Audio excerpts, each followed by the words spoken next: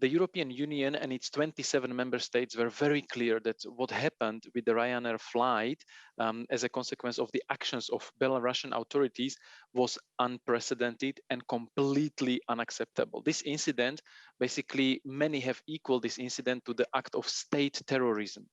And it brought into risk the number of people, the civilians on board of this flight and also the crew of this flight. That was a flight between two EU capitals, and there was no reason to force this plane to land in Minsk. That's why this is utterly unacceptable, deplorable, and the EU reacted in the strongest terms possible and will introduce also very specific measures in response to this incident.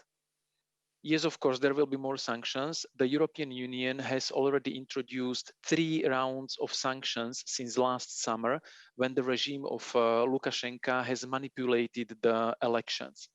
Now, we are going to sanction even more people. The leaders of EU member states decided last night that we are going to sanction more people and entities as soon as possible as a direct response to this unacceptable forcing of the EU flight to land in Minsk.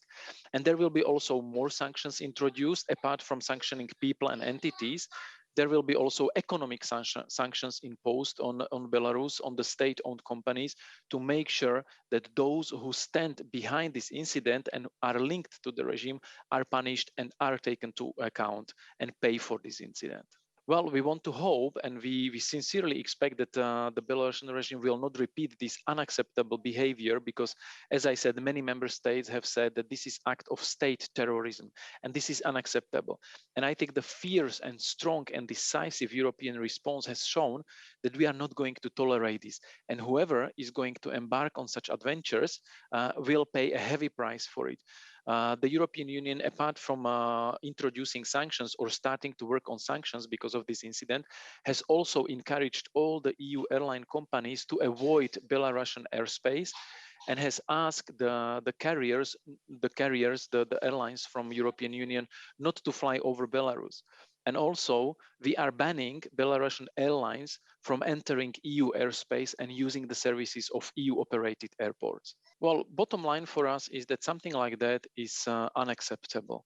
You know, whatever the reasons, first of all, we don't trust the explanation by the Belarusian authorities. Second of all, the flight of an European airline, which is starting from one EU capital and finishing in another EU capital, and it's forced halfway to make an emergency landing under false pretext on the territory of Belarus in order to arrest one of the opposition journalists or one of the critical journalists. This is absolutely unacceptable.